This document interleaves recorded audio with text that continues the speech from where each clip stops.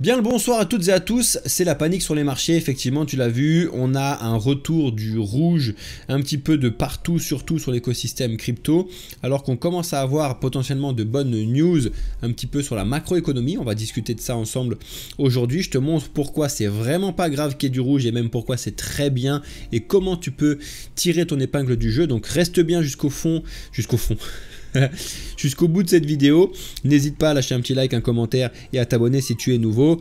On va regarder donc les news et le marché comme d'habitude. Effectivement, je te montre rapidement le crypto bubble sur la journée. Donc en capitalisation, tu vois qu'on est sur un petit rouge de la part de Bitcoin et un poil plus fort sur les altcoins, comme ce qui est logique. Et quand on regarde donc sur la journée par rapport à ce qui se passe, on est en moyenne sur du moins 7%. C'est encore pas très grave, d'accord? On peut faire pire, mais j'ai envie de te dire que c'est pas grave du tout non plus. Il y a vraiment quelque chose de très intéressant à faire sur ce bull run. Encore faut-il savoir bien faire ses investissements et surtout avoir un réel plan d'investissement. Si tu as besoin d'aide, n'hésite pas à nous faire signe, à nous directement, pas à nos comptes fake, s'il te plaît, ne te fais pas avoir, il y a énormément de comptes fake de partout. Bref, donc effectivement, tu l'as bien vu, Bitcoin reste totalement incapable de conserver ses 100 000 $. Actuellement, on voit bien, dès qu'il y arrive et il a réussi à les passer, on a fait un nouvel ATH à 104 000 $, donc c'est vraiment super bien. Mais il y en a beaucoup qui voient donc ces bonnes nouvelles, mais qui pensent qu'on a quand même un plongeon en vue, ce qui serait d'une part logique et d'autre part extrêmement bon pour faire un très bon bull run. C'est-à-dire que là, la théorie classique, c'est de chuter un petit peu, pas trop, hein, 30-40%, pardonnez-moi, et après, une fois qu'on a l'investisseur de Trump, on repart et let's go avec donc des vraies grosses annonces qui peuvent faire bouger l'écosystème avec pas mal de choses. Microsoft, Amazon, tu l'as vu de partout, ça devrait faire beaucoup de bruit en 2025. N'oubliez pas qu'on ne peut pas faire que de monter. Un bull run, si tu le regardes en mois, oui, ça fait que de monter, mais quand tu le regardes, il y a vraiment des petites cassures et c'est ça que il nous pend au nez. Encore une fois, une cassure, une crise, un flash crash, c'est pas très long, c'est quelques jours, quelques semaines maximum, et puis après on peut repartir sur de très bonnes bases. Mais enfin, c'est vrai que tout le monde en parle. Il y a même des Bitcoin price metrics qui sont revenus bearish depuis octobre. Un analyste dit qu'on devrait avoir un trou de plus de 10 000 $, voire peut-être encore plus. Donc voilà, il y a vraiment des études qui se font actuellement. Encore une fois, l'idée c'est pas de savoir qui a raison ou qui a tort, c'est juste de savoir comment on peut faire des investissements en fonction de nos possibilités. Je dis nos, c'est les tiennes en fait, d'accord? Qu'est-ce qu'il ne faut surtout pas louper cette semaine? C'est quand même une grosse semaine avant la semaine prochaine qui sera encore plus grosse. C'est-à-dire que cette semaine, on a quand même toujours des événements dans l'écosystème crypto, bien évidemment, du testnet chez Polygon, des tokens qui se débloquent, donc les unlocks sont très importants. Mais surtout, ce qui va être très important à vérifier, c'est le fameux vote qu'on va avoir chez Microsoft qui va avoir lieu demain. N'oubliez pas que c'était un peu le sujet de l'année, selon Michael Saylor, hein. À savoir donc de savoir si Microsoft va publiquement ajouter Bitcoin dans sa trésorerie. Ils vont voter ça donc demain et ça peut vraiment changer énormément les choses. Ça peut faire automatiquement pump Bitcoin directement et relancer le marché à partir de demain très rapidement, et si ça ne le fait pas, s'il décide de non, ça peut justement le flinguer aussi. Donc il va falloir faire très attention à demain. C'est vraiment une journée très importante. Après, mercredi, encore une journée aussi très importante parce qu'on va avoir l'inflation aux États-Unis qui n'est pas si bonne que ça, qui stagne ou au pire remonte un petit peu. Sachant qu'on a la décision de la Banque centrale américaine la semaine prochaine, c'est pour ça que je te dis que la semaine prochaine ça va être très important aussi.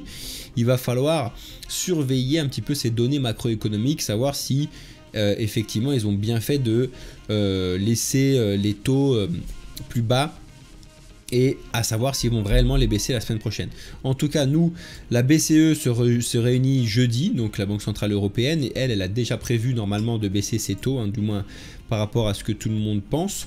Donc il ne devrait pas y avoir trop de changements. Et puis après, on a l'inflation de novembre aussi qui va tomber avec les emplois qui vont arriver vendredi. Donc c'est vraiment une très grosse semaine qu'il ne faut surtout pas louper. Je te remets ici avec le calendrier économique si tu veux, donc avec les informations que je viens de te dire du coup rapidement, que tu peux voir en direct ici, que je pense tu devrais te mettre de temps en temps quand tu ouvres ton ordinateur. C'est toujours intéressant de savoir à peu près ce qui se passe.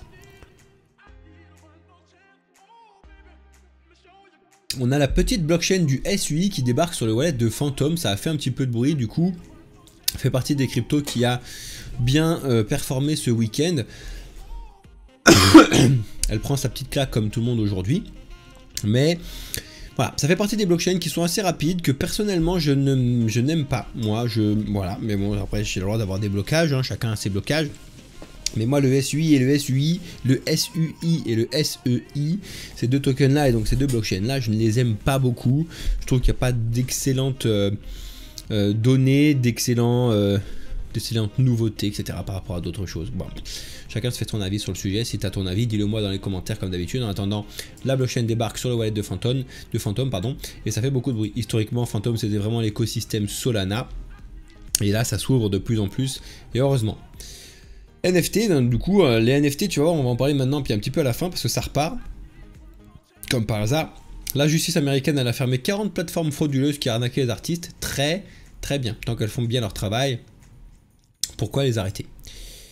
Ensuite, on a encore de nouveau eu un compte X, donc d'un gros projet qui s'est fait hacker. Là, pour le coup, c'est la fondation Cardano. Alors, quand vous le voyez maintenant, vous ne pouvez plus le voir parce que ça a été supprimé, ça a été fait très très vite. Mais ce que je veux dire, c'est que quand vous voyez ce type d'annonce-là tomber, qui sentent mauvais, souvent bah, c'est qu'il y a vraiment quelque chose de caché derrière, hein. Vous connaissez un petit peu mon petit adage, mais c'est surtout de ne pas le suivre et d'aller le vérifier, parce que là le problème c'est qu'ils ont du coup fait une espèce de double annonce en expliquant que le ADA ne serait plus pris en charge et qu'il fallait aller sur le ADA Sol. Alors c'est quelque chose qui a duré très peu de temps, mais en très peu de temps le bazar a récolté 500 000 $ avant de retomber à zéro, et du coup ben il y en a qui se sont fait arnaquer 500 000 $. Alors j'espère, et je pense pas qu'il y en ait beaucoup qui aient perdu beaucoup, hein, mais des centaines d'euros ou des centaines de dollars, c'est déjà beaucoup trop selon moi pour mettre sur une arnaque. Donc faites vraiment très attention à vous, surtout quand vous vous baladez sur X.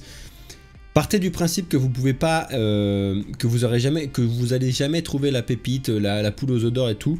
Malheureusement, même si tout le monde vous le fait miroiter, ou ceux qui peuvent penser au destin, tiens, j'allume jamais X et puis là je l'allume et puis je vois un truc et du coup bah, c'est génial.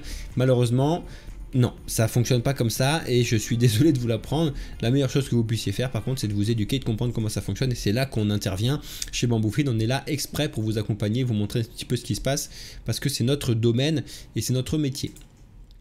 On a eu une vraie grosse relance des ETF Ethereum Spot, avec donc une semaine dernière dans le vert et une grosse semaine depuis le 6 décembre où tu le vois qu'on a eu des vraies grosses entrées. Donc ça y est, l'ETF Ethereum Spot attire enfin des gens, et comme d'habitude, ça se fait déjà en décalé par rapport à l'ETF Bitcoin d'une part, et d'autre part ça se fait aussi parce que Ether est monté et remonté, j'ai envie de te dire. Quand tu regardes un petit peu ce qui se passe sur les ETF Bitcoin, c'est pas mal. On a encore des très grosses entrées. On avait quand même une petite sortie là qui avait inquiété un petit peu tout le monde, mais heureusement on a encore de très grosses entrées. Donc pour l'instant, j'ai envie de te dire, tout va bien dans le meilleur des mondes.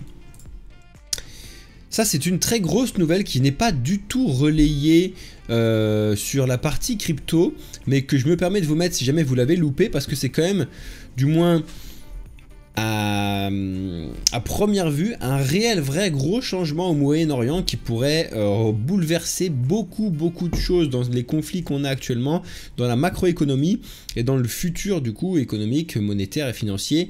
Très intéressant ce qui se passe, d'accord? Parce que la Syrie vient de tomber et ça change beaucoup de choses. Franchement, ça peut vraiment être des très gros catalyseurs économiques. Très bon signe pour un bon marché sur l'année 2025. Donc ça, vraiment, c'est quelque chose qu'il faut surveiller et qu'il n'est surtout pas à négliger de votre part quand vous regardez la macroéconomie. Donc vraiment, quand vous voyez des news qui ne sont pas directement relayées aux cryptos, c'est pas qu'elles sont nulles. Au contraire, il y en a qui sont vraiment très importantes et celle-là en fait partie. Ensuite, même CZ l'a relayé, puis nous on vous l'a bien évidemment relayé. Je vous invite encore une fois de revenir nous voir sur notre compte X, hein, ne vous trompez pas. En plus, je sais pas pourquoi, on a eu plein de gens qui se sont désabonnés de notre compte, je ne comprends pas. Alors, on vous envoie des informations tout le temps. Et je pense sincèrement que c'est très important d'être abonné à notre compte X. Bref, merci à ceux qui le font et ceux qui ne le font pas, tant pis pour vous. En attendant, du coup, vous le savez que Microsoft donc réfléchit à pouvoir acheter donc ou mettre des bitcoins dans sa trésorerie, on l'a dit, ça va être la décision de demain. Et maintenant, c'est la partie de Amazon. C'est pareil, donc on a les actionnaires d'Amazon, un peu comme Microsoft, qui se posent la question, est-ce qu'on n'en mettrait pas dans la trésorerie? Et c'est très drôle parce que CZ, il a dit, c'est très simple, vous avez juste à accepter Bitcoin en tant que moyen de paiement. Effectivement, ça paraît très simple, et ça l'est. Hein. Parce que pour le coup, accepter Bitcoin en moyen de paiement, il n'y a pas d'histoire de... Vous voyez, nous, on est en train de péter un câble sur mettre des moyens de paiement sur notre site internet, en euros classique, là, sur notre site bamboufine.com. C'est très compliqué, c'est très chiant, c'est très tout ce que vous voulez. Alors que la partie crypto, ça se fait en claquant des doigts. Hein. On ne peut pas faire plus simple. Bref. Coinbase nous révèle de nouveau que le régulateur américain, donc la FDIC, a demandé aux banques d'éviter les sociétés crypto exprès. Et du coup, ils amènent des preuves. Et vraiment, il y a une grosse vendetta de la part de Coinbase sur la régulation aux États-Unis. Et ce qui va énormément changer quand on va avoir Donald Trump au pouvoir. Ça, c'est clair, c'est sûr et certain. Tu vas voir encore certaines news juste après qui... font beaucoup bouger les choses sur l'écosystème crypto et qui vont nous faire énormément de bien. Je pense sincèrement qu'on va connaître un très joli bull run et je me pose la question comme tout le monde est maintenant, qu'est-ce qui va crash et qui va faire en sorte qu'on ait un bear market? La dernière fois c'était Luna plus FTX, on va voir qu'est-ce qu'on va avoir cette fois-ci. En attendant, on n'y est pas encore parce qu'on n'est qu'au début, donc profitons. Ça y est, Pump.fun est interdit au Royaume-Uni, donc pour l'instant, c'est logique, hein, le Royaume-Uni, ils interdisent rapidement ce genre de projet-là parce qu'ils sont très peu crypto-friendly, hein, pour le coup, ils n'ont pas de Donald Trump au pouvoir, et l'idée c'est de savoir si ça va être la même chose en Europe. Donc pour tous ceux qui s'amusent à créer des tokens sur Solana à 2 $ en pensant devenir riche, bah faites attention. Déjà, vous ne deviendrez pas riche comme ça, je pense que c'est quelque chose de dommage et que vous feriez mieux d'investir sur vous-même. Ça, c'est obligatoirement rentable, mais vraiment beaucoup en plus. Alors que sur cette partie-là, je pense que c'est un petit peu de l'argent jeté en l'air. Mais bon, à mon avis... Désolé. Vous savez qu'on a souvent un bilan à la fin de l'année qui tombe donc de la partie des millionnaires, milliardaires même, sur leurs ambitions.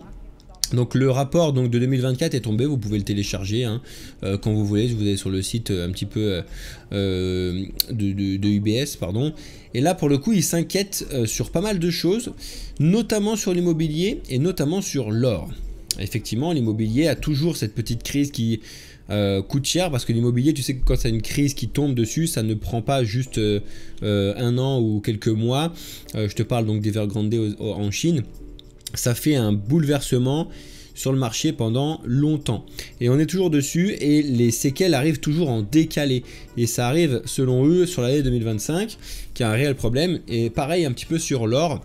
Donc c'est vraiment important de regarder ce type de choses là ou au moins vous pouvez le faire tourner dans ChatGPT si vous voulez qu'il vous fait un petit résumé. Moi je trouve ça très drôle et très intéressant si vous voulez avoir un petit peu de connaissance de ce que font les milliardaires et sur quoi ils reposent leurs questions.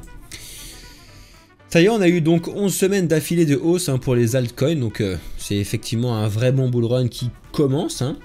Par contre, dans chaque bull run, on a des respirations, je vous l'ai déjà dit, mais c'est très important de ne pas l'oublier. Quand est-ce qu'on va avoir des respirations? Ne surtout pas miser sur les respirations. Moi, mon but du jeu, hein, c'est quand même de vous expliquer qu'il y en a, mais il ne faut surtout pas miser dessus parce que tu vas toujours louper le coche. C'est impossible.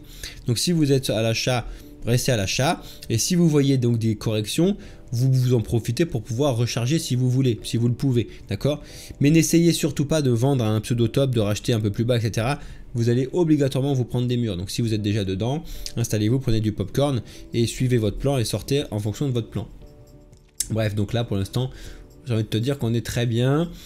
Ce type de news me fatigue parce que vous savez que je déteste ce projet, moi, qui sert absolument à rien, qui n'est pas un avantage pour l'écosystème crypto. Bref, en tout cas, il a continué sa hausse et il a atteint même un nouveau record absolu.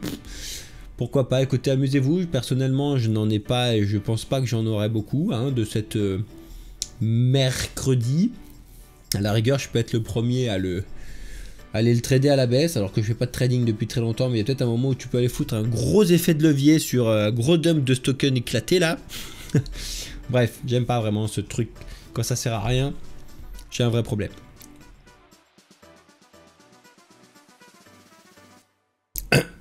Justement, en parlant de ça, tout est dans le vert et un petit peu trop dans le vert selon beaucoup d'analystes, que on a déjà beaucoup trop gagné d'argent entre guillemets et qu'il y a un réel besoin nécessaire de respiration du marché avant de pouvoir repartir. Donc je vous en ai déjà montré plusieurs, il y a beaucoup d'analyses qui tournent sur pas mal de choses et si vous voulez avoir de très bonnes analyses sur la partie graphique trading, venez voir mon associé, donc vous êtes au bon endroit, abonnez-vous à cette chaîne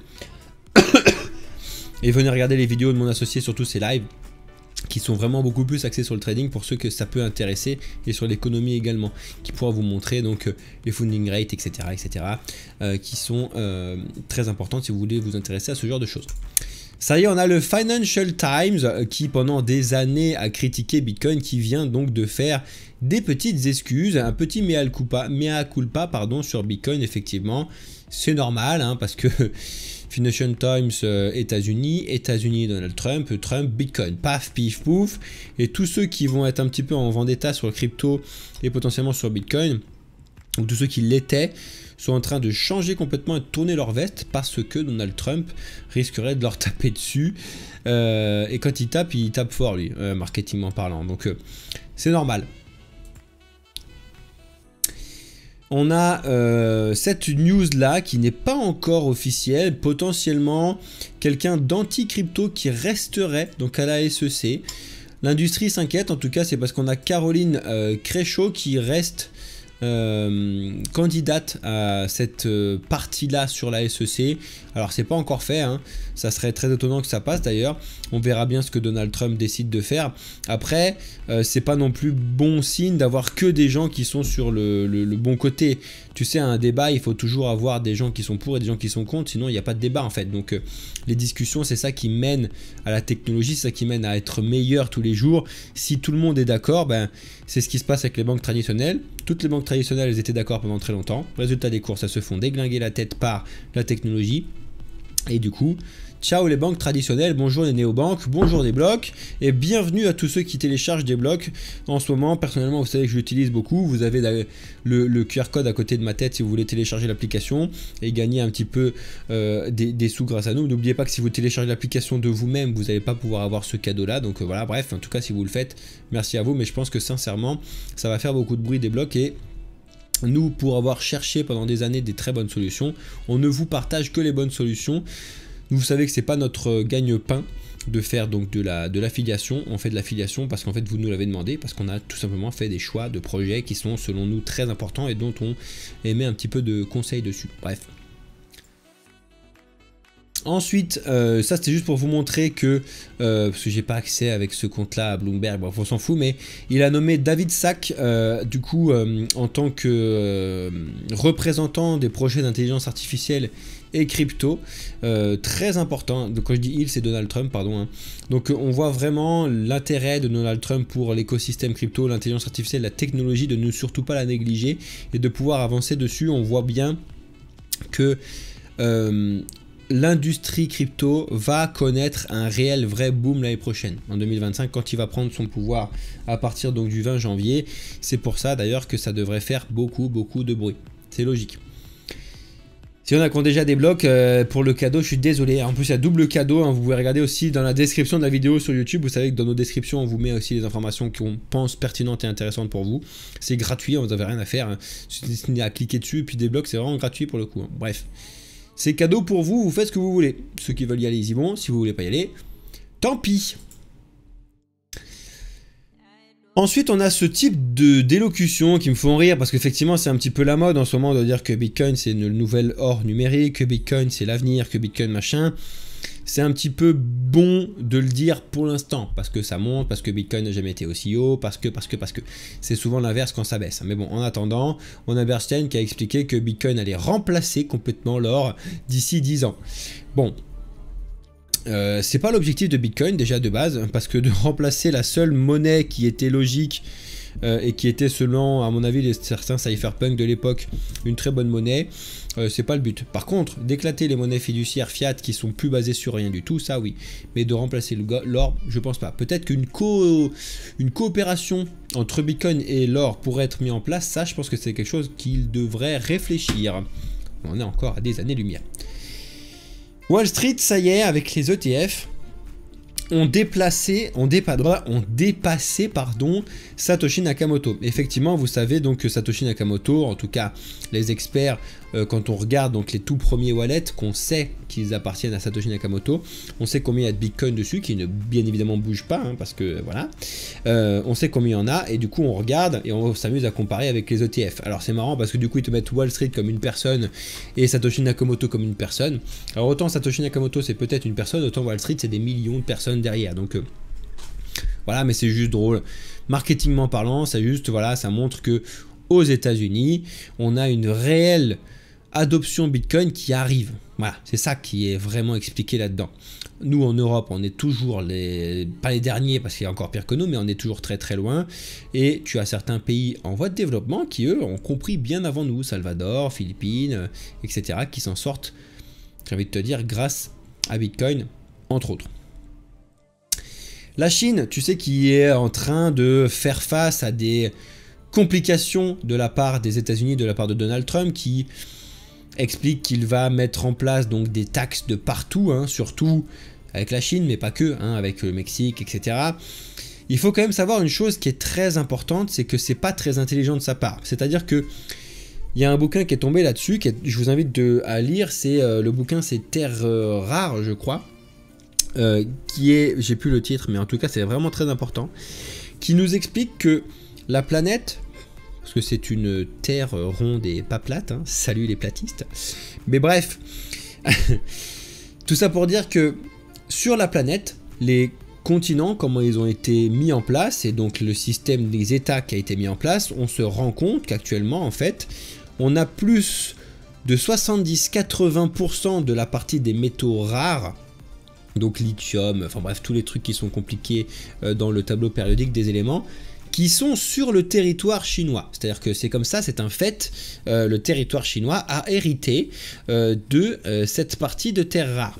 C'est-à-dire que tout ce qui est technologique, tout ce qui a besoin donc de ces matériaux-là pour fonctionner, donc les puces, électroniques, etc., à 80%, on a besoin de la Chine. Et la Chine le sait très bien. C'est pour ça qu'en fait, elle a commencé à garder de côté. Tu vois, elle a commencé à ramasser tout comme ça. Elle a dit, ah, bah, je récupère tout, je le mets bien de côté.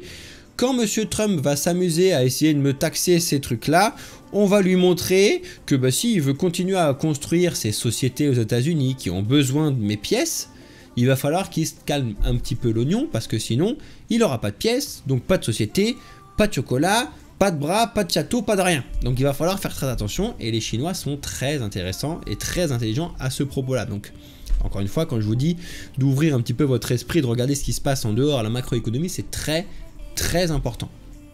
Et vous vous rendez forcément pas compte de ça parce que on n'en parle pas à la télévision.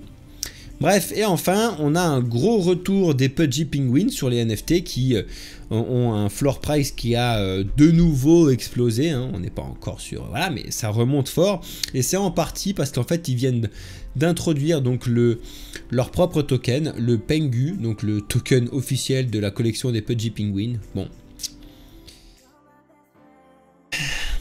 Autant j'aime bien les NFT, autant j'aime bien la partie rare, autant j'aime bien la partie collection. Mais autant mettre des tokens qui servent un peu à rien. Voilà. Après, s'ils développent réellement quelque chose, un petit peu comme Ape, s'ils développent un réel jeu, un truc avec un intérêt, pourquoi pas? C'est pas encore le cas actuellement. Donc, on verra. On passe maintenant à la partie marché qui vous intéresse tout particulièrement. Vous l'avez vu, je vous le remonte, on est bien évidemment dans le rouge. Toujours dans le rouge. Ah bah en heure on est repassé dans le rouge par contre. Tout à l'heure j'avais lancé, on était dans le vert, on est repassé dans le rouge, bon c'est pas encore fou, hein. On a certains projets qui sont toujours dans le vert, mais bon bref. Quand on regarde donc les marchés, on voit que Bitcoin a de nouveau repassé les 100 000 $ effectivement ce dimanche, et a de nouveau recraqué en dessous des 100 000 $. Alors, en vrai c'est vraiment rien du tout hein, pour l'instant. Hein. microscopique, à moins 3%, c'est vraiment pas grave. Mais ce qu'on a vu comparé donc à cette baisse là par exemple, ou quand on avait lâché les 100 000 ici, c'est que le marché entier, regardez ici, le marché entier est rouge. C'est rouge, rouge, rouge, rouge, rouge. Il n'y en a que quelques-uns qui arrivent à s'en sortir un petit peu, mais sinon le marché est vraiment rouge. Alors que quand on avait ce petit décalage ici, on s'était rendu compte qu'il y avait donc des projets qui avaient juste décidé de vendre un petit peu de Bitcoin pour acheter un petit peu de risque. Et là, c'est plutôt des gens qui ont déjà un petit peu pris des bénéfices directement pour les ressortir. Parce qu'on le voit bien qu'on a le marché qui tombe un petit peu. C'est-à-dire que quand tu regardes le total de toutes les cryptos, on voit un moins 4%, d'accord? Donc c'est pas très grave. Mais quand tu regardes le total des cryptos sans Bitcoin, sans Ether, on est déjà un peu plus de moins 5%. Donc on voit que les altcoins prennent toujours un petit peu plus cher. Et en plus, c'est vraiment les altcoins d'utilité parce que pour le coup, les mêmes coins sont à la même baisse que Bitcoin, à peu près, pour l'instant, d'accord? Et on voit aussi ce que je vous ai expliqué qu'il fallait faire très attention la semaine dernière. On a fait donc le dernier live et la dernière vidéo que je vous ai expliqué donc sur ma partie quand on était mercredi 4 décembre la semaine dernière, où je vous avais dit de surveiller sur la dominance de Bitcoin un rebond potentiel sur les 54,99, enfin du coup les 55%. Pour l'instant, on l'avait commencé à le faire cette fin de semaine dernière, jeudi, et puis finalement vendredi et samedi, eh ben, on avait eu un regain un petit peu de puissance des altcoins, et qui me donnait complètement tort pour le coup, même si le but du jeu c'est pas d'avoir tort ou d'avoir raison, mais là, on a un petit rebond qui commence un peu à se confirmer. Donc on va voir si on repart sur de nouveaux Bitcoin qui prend l'ascendant. Dans ce cas-là,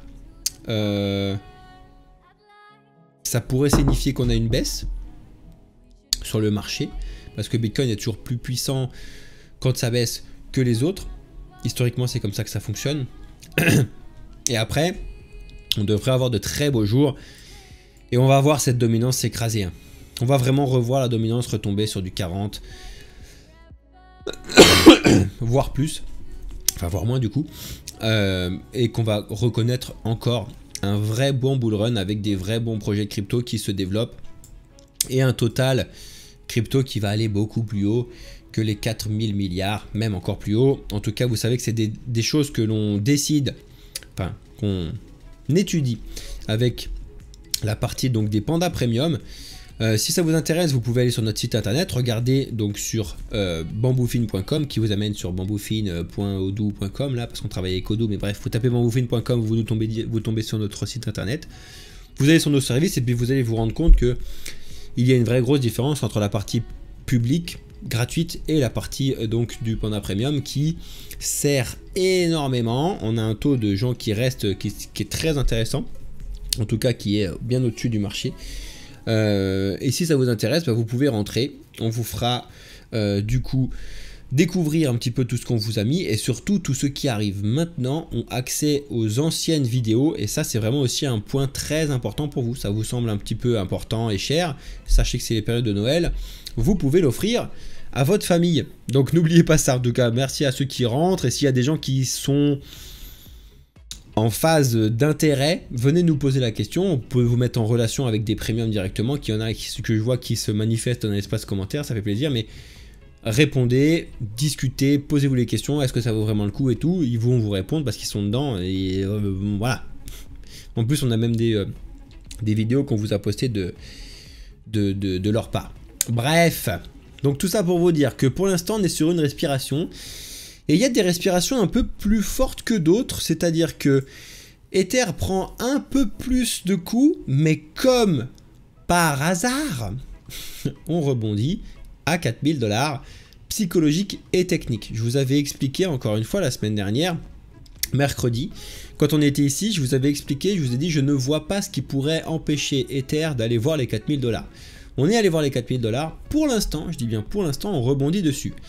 Ça ne veut pas dire qu'on va s'arrêter là et qu'on va continuer, pardon. Ça veut peut-être dire qu'on va s'arrêter là et repartir. Mais en tout cas, c'est logique qu'il y ait beaucoup de gens qui bloquent parce que c'est non seulement technique par rapport à la partie 4000 $ qui est historique et importante, mais en plus de ça, elle est psychologique parce que 4000, c'est très important. Mais, du coup, c'est pour ça que ça bloque. Et tu vas regarder qu'il y a beaucoup d'autres cryptos qui bloquent aussi ADA qui a bloqué au 1,32 alors qu'elle a fait vraiment un rallye énorme. Le Solana, je ne vous l'ai pas forcément mis au-dessus, mais en même temps, le Solana, c'est encore différent parce qu'il est allé chercher sur des plus hauts. Donc, pareil, le BNB est allé chercher des plus hauts, donc c'est encore autre chose. Mais là où c'était intéressant, c'est que Avalanche a essayé de passer au-dessus de ces 50 $ psychologiques. Pour l'instant, il est un petit peu en train de le lâcher. Le Polkadot, c'est la même chose avec les 10 $ psychologiques, et Atom, c'est la même chose avec les 10 $ psychologiques, qui pour l'instant ont vraiment du mal à passer, tu vois. Bon, on va voir comment ça va se passer, mais bon, pour l'instant, c'est vraiment compliqué. Non, ça on s'en fout, c'était le TRX. Le TRX que je voulais vous montrer qui avait fait énormément de bruit, hein, bien évidemment, la semaine dernière, on l'avait vu ensemble. Et du coup, lui, un peu moins logique et un peu plus euphorique, mais qui a bloqué sur les 40 centimes. Mais là, vraiment, retour, ça m'étonnerait même pas de le voir à 0,26, voire potentiellement d'aller fermer, et même peut-être pire d'aller chercher du 0,18 avant de pouvoir peut-être repartir plus haut. En tout cas, ça ne m'étonnerait pas. Les layers 2 d'Ether, c'est la même chose, on est arrivé sur un point important. Tous ces graphiques là pour tous les rageux qui nous découvrent pour la première fois, qui pensent que j'ai mis ça juste avant la vidéo, bah regardez les anciennes vidéos, vous verrez que ces points là sur ces projets crypto, je les ai placés depuis très longtemps, il y a même plus d'un an, et ça fonctionne vraiment très très bien, c'est ma façon de faire, mais en tout cas voilà. Donc Arbitrum a bloqué au 1,22, c'est vraiment très très propre. Optimisme par contre, il est même pas allé chercher les 3 $ psychologiques, ça c'est assez étonnant. Moi je pensais réellement que quand on avait passé les 2-3, on pouvait aller chercher un peu plus haut, mais finalement non. Le Polkadot, je vous ai pas remis le Polkadot, le Polygon, je vais pas y arriver avec ce truc. Le Polygon, je vais vous remettre un petit peu les points parce que j'ai dû changer après, donc c'est plus de Matic, c'est Polygon, et en fait ce qui est chiant c'est que du coup on peut pas remonter avant, bref, donc je vais vous refaire les trucs. Mais du coup pareil, on a bloqué sur la zone justement des 0,74 qui est très très joli. Le Starknet pour le coup m'étonne un peu plus, c'est parce que je pensais qu'il allait pouvoir monter, aller chercher les 1,11, et finalement pas du tout, parce que pour le coup le Starknet c'est beaucoup plus compliqué à analyser techniquement parce que bah, il est tout récent, il est arrivé il y a un peu plus enfin, je vais dire un peu moins d'un an, c'est plus simple. Bref, c'est un projet intéressant avec un réel développement de layer 2 sous Ether, mais qui ne plaît pas ou pas utilisé pour l'instant. Bon, bref. Ensuite, les projets d'ISO 20022 qui ont fait énormément de bruit. Hein. XRP n'est même pas allé chercher les 3 balles psychologiques. Je pensais qu'il y allait aller. Pour l'instant, on n'y est pas allé. On a HBAR, qu'il faut que je vous mette toute sa partie là. Je dois vous la mettre parce que je vous l'ai mis après. Il faut que je vous fasse l'analyse dessus. Donc ça, je vais vous le faire. Mais on a HBAR qui est aussi respire. Et ils sont tous en train de respirer. On est allé chercher très très haut. Ça serait pas étonnant de prendre en fait encore un bon pourcentage. Tu vois. Pas étonnant d'aller chercher des 30-40% et après pouvoir repartir. Parce que là vraiment il y a eu une vraie grosse euphorie. Surtout sur les alt XRP. Hein, je sais pas comment les appeler. Mais parce que autant XRP a eu des grosses news qui sont montées dessus. Autant HBAR aussi un petit peu. Autant Algo, XLM, Quantum, IOTA et XDC, ils ont juste profité de cette hausse là, mais sinon, ils n'ont pas eu de news sur leur partie à eux, d'accord? Même si oui, c'est la norme ISO 20022, ils ne sont pas été en contact direct. Donc ça, c'est aussi important et en général, ça respire fort après une hausse comme ça. L'intelligence artificielle prend un petit coup, c'est pareil, tu vois, le fait est aller chercher les 2 $ et on retombe. Le render, il est allé chercher les 11 et il retombe. Tu vois, c'est un peu comme ça partout. Hein. AKT allait chercher 4,7 et il retombe. En vrai, c'est quelque chose de logique pour l'instant, donc ça m'inquiète vraiment pas. Au contraire, ça permet à beaucoup de gens, et moi le premier, de faire de recharger. Hein. Clairement, je ne vends pas. Hein. Pour le coup, j'ai fait la bêtise déjà dans le passé de vendre trop tôt sur des bull runs. Comptez pas sur moi pour le faire cette fois-ci, donc là je vais vraiment prendre des vrais gros bénéfices beaucoup plus haut, hein. Donc c'est pas maintenant, au contraire quand je peux recharger je recharge, et je profite un petit peu de ce truc là, surtout pas de conseils d'investissement parce que ça dépend de votre profil, vos plans, etc.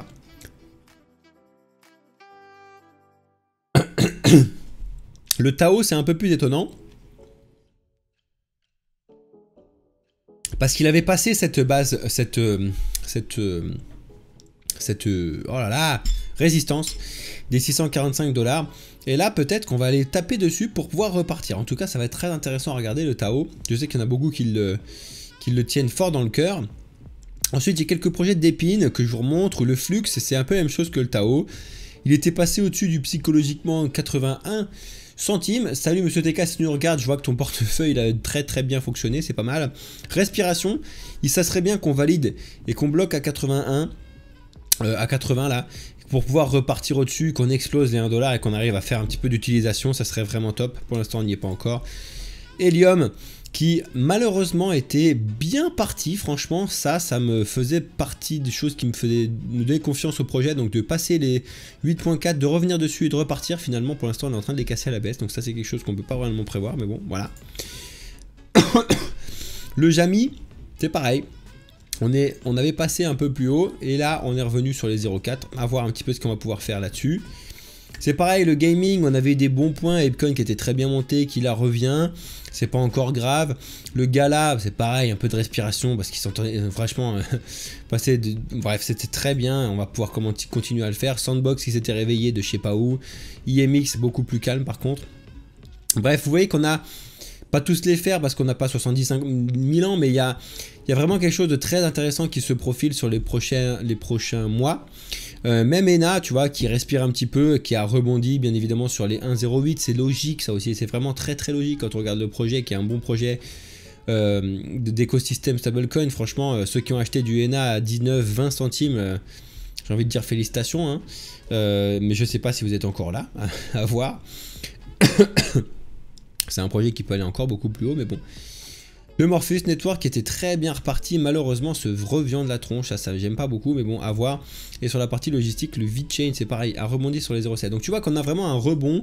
Quand je te montre les graphiques, c'est vraiment clair, net et précis, limpide. On le voit directement que c'est logique ce qui se passe aujourd'hui. D'accord, il n'y a pas de surprise, il n'y a pas d'étonnement à avoir. Si on commence à casser un peu plus bas, on va pouvoir voir peut-être un réel changement, mais qui sera forcément lié à des news. Franchement, ça m'inquiète pas, même si Bitcoin retombe à 60 000, tu vois, ce qui est quelque chose de possible, selon certains, c'est même nécessaire. Même moi, je te dis, hein, c'est pas impossible encore, même si ça serait de plus en plus compliqué, mais d'aller refermer les 42 000, les 40 000 de rentabilité des mineurs, alors ça serait vraiment énorme, hein, par le coup. Là on retomberait de 60%, ça serait vraiment beaucoup, et il faudrait le faire très vite, donc très vite, très fort, ça serait très étonnant. Peut-être qu'on reviendra plutôt là-dessus beaucoup plus tard, avant le prochain avant le prochain bull run d'après, tu vois, on verra. Mais bon, pour l'instant, j'ai envie de te dire, c'est vraiment normal, et j'ai envie de te dire, très sain ce qui se passe sur l'écosystème. Ne vous inquiétez pas, continuez à bouffer des popcorn si vous êtes déjà dedans. Si vous n'êtes pas encore rentré, je vous invite déjà à vous intéresser, à vous éduquer. C'est vraiment hyper important et le plus important. Sinon, vous allez malheureusement au mieux perdre de l'argent. Je dis au mieux parce que c'est de l'argent que vous aurez perdu en faisant des investissements. Et au pire, vous faire arnaquer. Donc faites très attention. N'oubliez pas qu'on est là pour vous aider. Si vous avez des questions, posez-les. Je ne serai pas forcément tout le temps là pour répondre parce que j'ai quand même beaucoup de travail. Mais on a une team du tonnerre et une communauté qui est incroyable qui pourra vous répondre également. Donc let's go. Voilà, je vais rester en live avec ceux qui sont en live, comme d'habitude. Et puis en plus, il y a pas mal de monde ce soir, donc ça fait super plaisir. Merci à vous. Je vous laisse là pour tous ceux qui sont sur la rediffusion sur YouTube. Et je vous dis à très bientôt. Ciao à ceux de YouTube. Et merci d'avoir regardé en entier. Lâchez un petit like et tout, vous connaissez la chanson. Merci à vous.